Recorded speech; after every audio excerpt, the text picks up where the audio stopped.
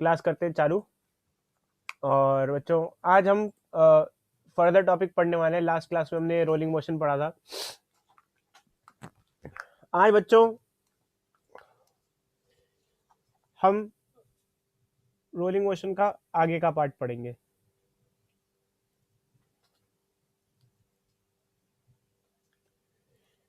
तो हमने बच्चों इंक्लाइन प्लेन पे रोलिंग मोशन पढ़ने की स्टार्टिंग की थी, याद करो बच्चों। ऐसा बताओ बच्चों, क्या पढ़ा था? कोई बच्चा बताएगा? Smooth and rough. Sir friction वाला सरफेस और स्मूथ वाला सरफेस। तो क्या होगा इस पे अगर किसी स्फीयर को रखो या इस पे किसी स्फीयर को रखो तो क्या होगा? बोलो बच्चे बोलो। सर स्मूथ वाले में स्लाइड कट जाएगा और रफ वाले में रोल रहेगा। स्मूथ वाले में स्लाइडिंग होगा और इसमें रोलिंग यस सर। होगा। इसमें रोलिंग होगा, रोलिंग मोशन होगा। बताया था आपको फ्रिक्शन हेल्प करता है रोलिंग में। लास्ट क्लास में हमने वेलोसिटी एट बॉटम निकाला था, पूछा था आपसे और निकाला था वेलोसिटी एट बॉटम क्या होगा। वेलोसिटी एट बॉटम, तो उसी को हम थोड़ा सा आगे कैरी करते हैं। तो बच्चों कुछ क्वेश्चंस हम आपको दे रहे हैं प्रैक्टिस के लिए, और यहीं से आज की क्लास की स्टार्टिंग होती है। हमारे पास कुछ क्वेश्चंस है, जैसे कि मान लो दोनों रफ सरफेस है, ठीक है, और ये हमारे डिस्क है,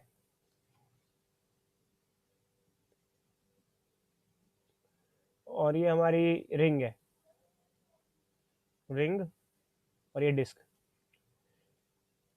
दोनों की वेलोसिटी एट बॉटम क्या होगी? एक सॉरी बच्चों, एक काम करते हैं, पहले हम लोग स्मूथ सरफेस ले लेते हैं। फर्स्ट केस, रफ नहीं है बच्चों, ये स्मूथ सरफेस है। तो स्मूथ सरफेस है first case. Second question,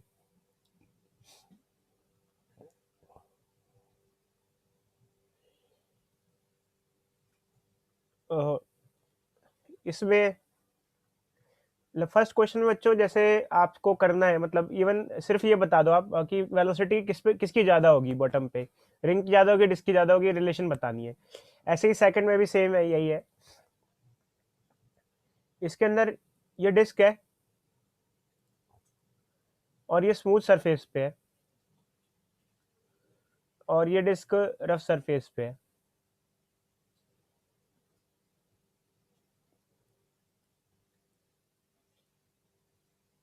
velocity at bottom किसकी ज़्यादा होगी ये बतानी है। चलो बच्चे करो, अभी तीसरा भी देंगे, करो। एक निकालो या जो भी करो मुझे बता दो किसकी ज़्यादा होगी, बस इतना मुझे चाहिए फिलहाल।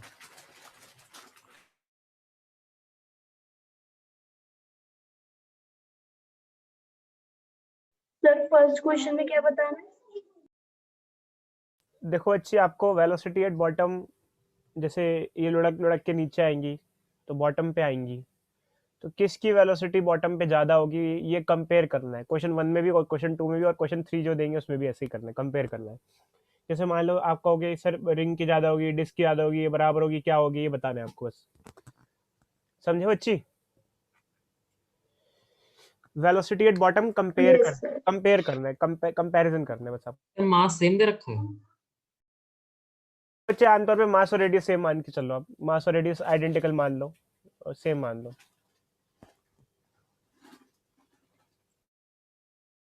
सर फर्स्ट वाले में सेम होगा दोनों की वेलोसिटी। अच्छा बच्चे पहले तीनों करो, उसके बाद तीनों का एक साथ पूछेंगे। करो बच्चे, तीनों एक साथ करेंगे, पूछेंगे। दो दो केसेस दिए, तीसरा भी देंगे।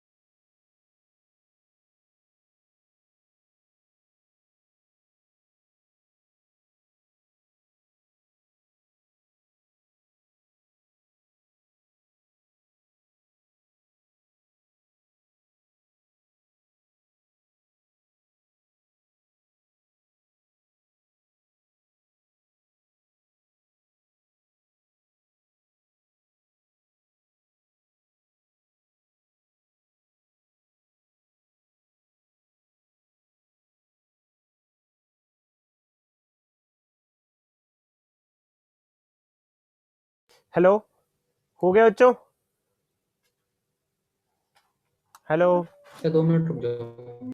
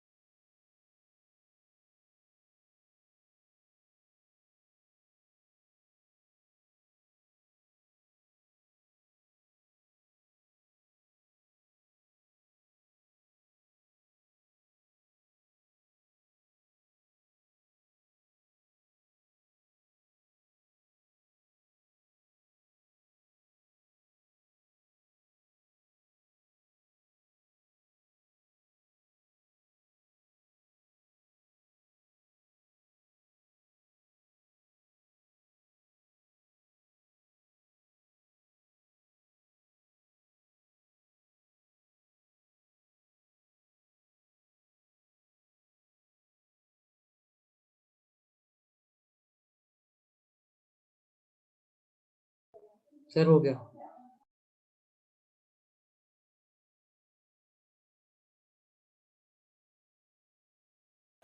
भाई सबका हो गया, आगे बढ़े?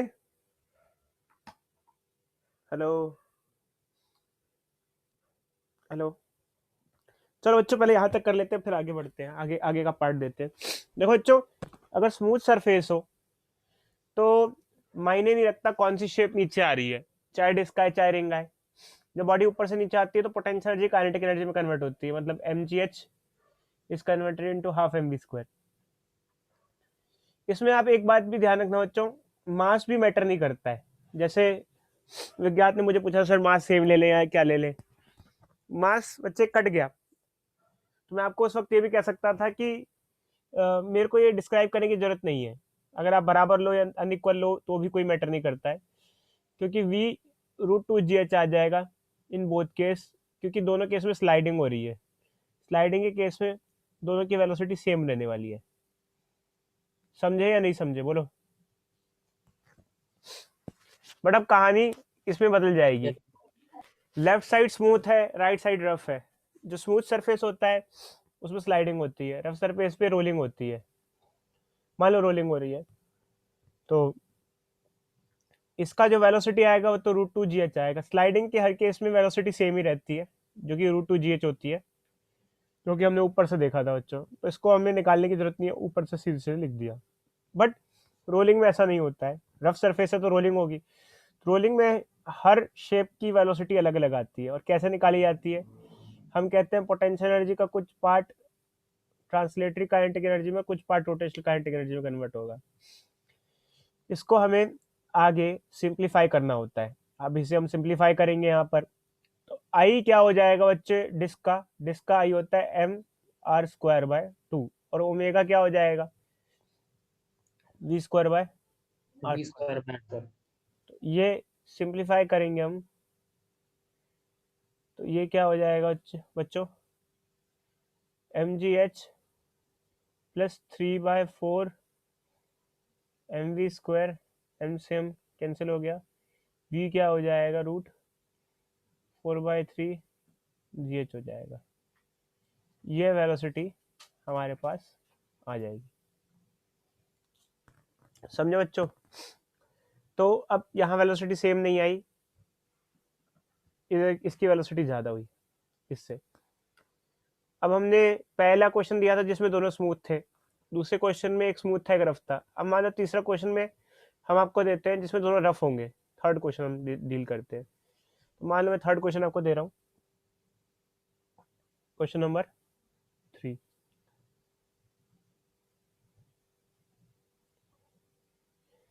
इसमें आप यूज कर सकते हो एक एक खासकर ऊपर वाले का, एक डिस्क है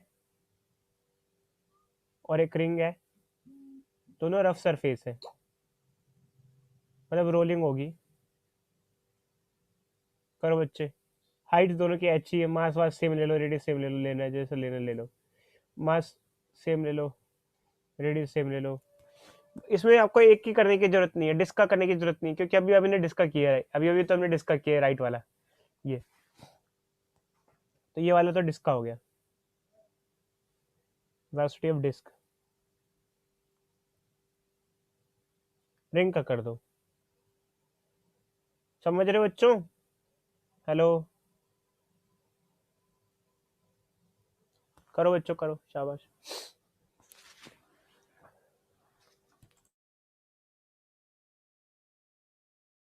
सर रिंग का मोमेंट ऑफ इनर्शिया क्या होता है? एम आर स्क्वायर बच्चे, एम आर स्क्वायर।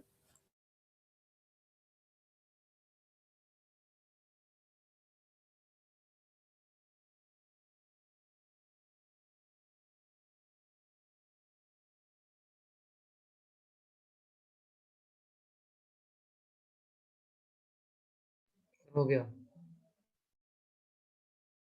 शाबाश बच्चे, हम कर देते हैं इसको भी। तो अगर रिंग के लिए करते हैं हम, तो वही बच्चे हम कहते हैं, जब एक बॉडी ऊपर से नीचे आती है, रफ सरफेस होता है तो रोलिंग मोशन में आती है, रोलिंग मोशन में पोटेंशियल एनर्जी के दो हिस्से होते हैं, बंटवारे हो जाते हैं, एक ट्रांसलेटरी काइनेटिक एनर्जी, एक रोटेशनल काइनेटिक एनर्जी।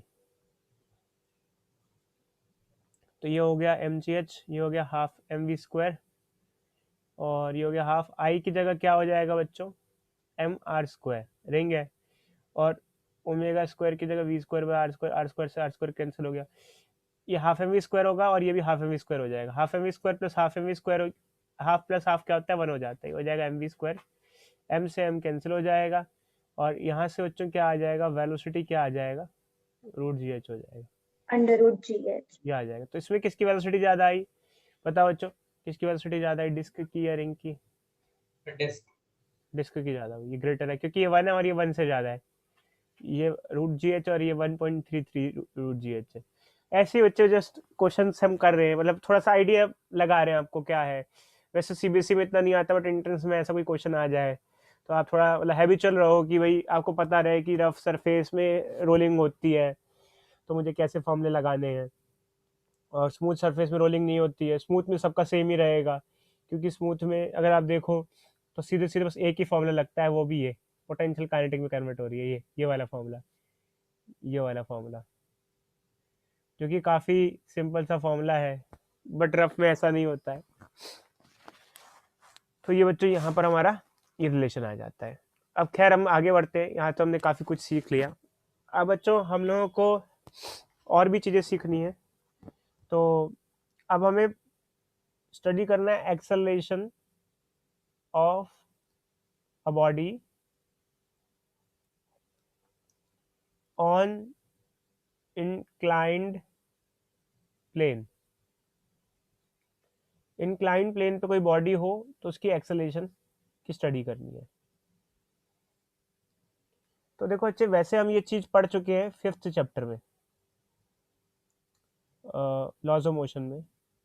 मान लो बच्चों स्मूथ सरफेस है, फ्रिक्शनलेस सरफेस है, अगर कोई बॉडी रखी हुई है इस पे, तो स्मूथ सरफेस है, सबसे पहले क्या करेगी, रोल तो करेगी नहीं, तो स्लाइडिंग होगी सबसे पहले देखा जाए तो, क्योंकि रोलिंग के लिए कोई फोर्स या कोई टॉर्क नहीं होगा जो रोल कराएगा, फ्रिक्शन हेल्प करता है, तो फ्रिक्शन तो है नहीं। क्या एक्सेलरेशन होगी बच्चे बताओ, जब बॉडी नीचे आएगी तो what will be acceleration of body in this case?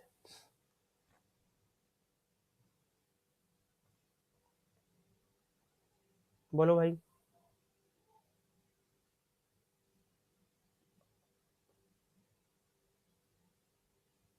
बोलो भाई बोलो, हेलो, हेलो हेलो, कोई है? Yes sir. कितनी कितनी एक्सेलरेशन होती है बच्ची बताओ, अगर स्मूथ सरफेस होता है, फ्रिक्शनलेस सरफेस होता है तो? 5th चैप्टर पढ़ा होगा ना आप लोगों ने? Sir m g sine. वो बच्ची फोर्स होता है, मतलब बॉडी पे जो डाउनवर्ड फोर्स होता है वो होता है mg sin थीटा। एक्सेलरेशन पूछ रहे हैं हम।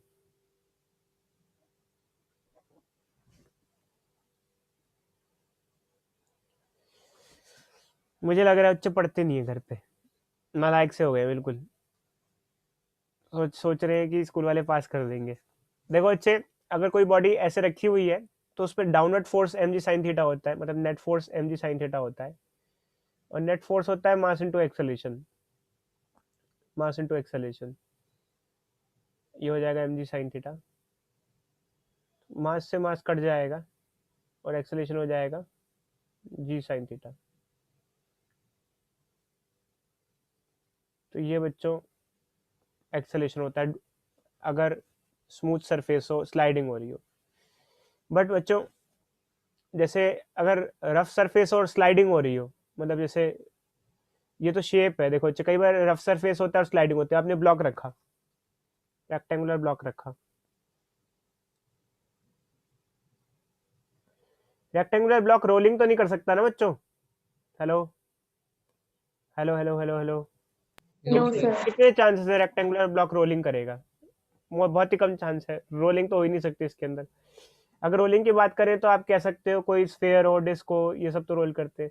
तो इस केस में दो फोर्स लगते थे, जब हमने 5th चैप्टर में पढ़ा था। एक mg sin थीटा यहाँ लगता था, फ्रिक्शन ऊपर लगता था।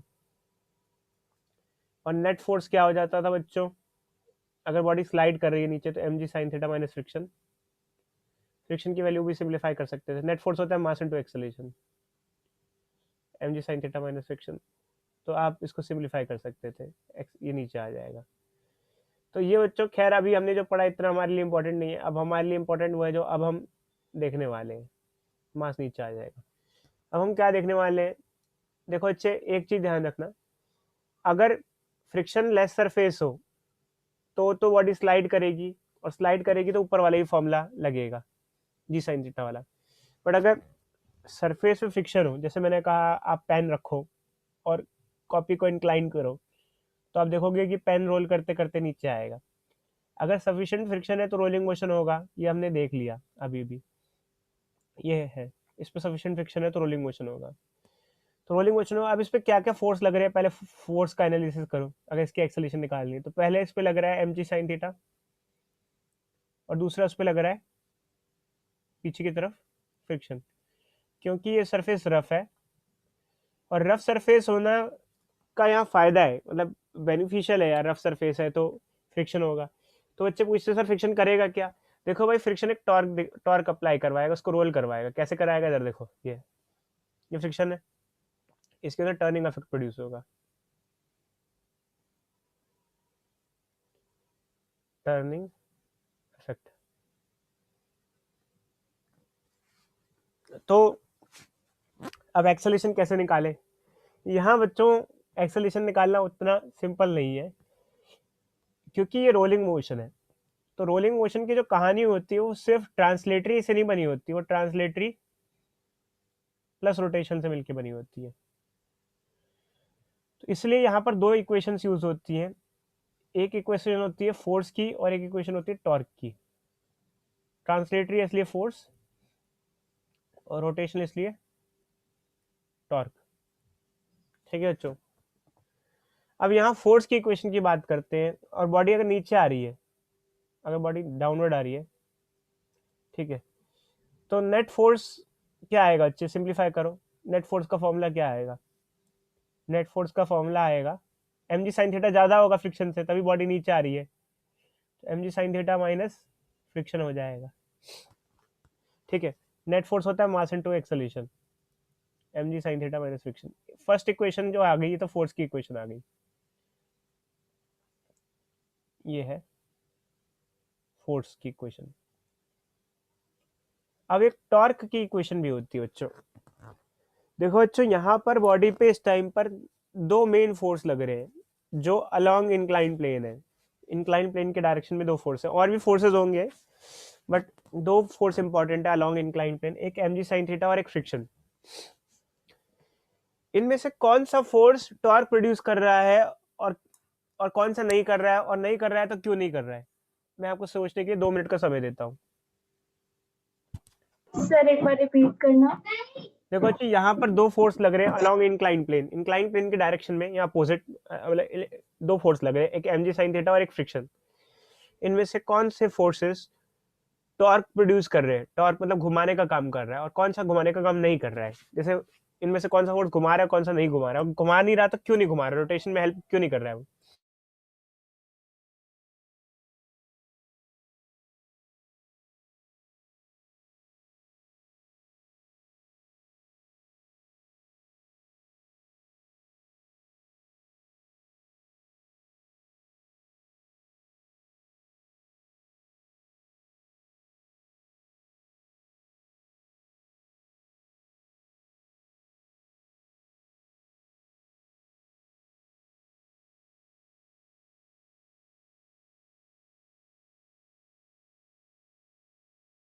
कोई जवाब किसी के पास बच्चों? बोलो भाई, किसी के पास कोई जवाब? कोई जवाब किसी के पास? सर फ्रिक्शन फ्रिक्शन की विज्ञान वजह से टर्निंग इफेक्ट प्रोड्यूस हो रहा है।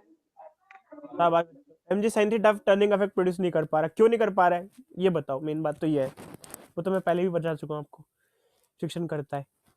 mg sin theta turning effect क्यों नहीं कर पा रहा है? फोर्स लग रहा है, फोर्स टॉर्क प्रोड्यूस करना चाहिए ना उसको भी, वो क्यों नहीं कर पा रहा? बताओ ही, कोई बच्चा बताए।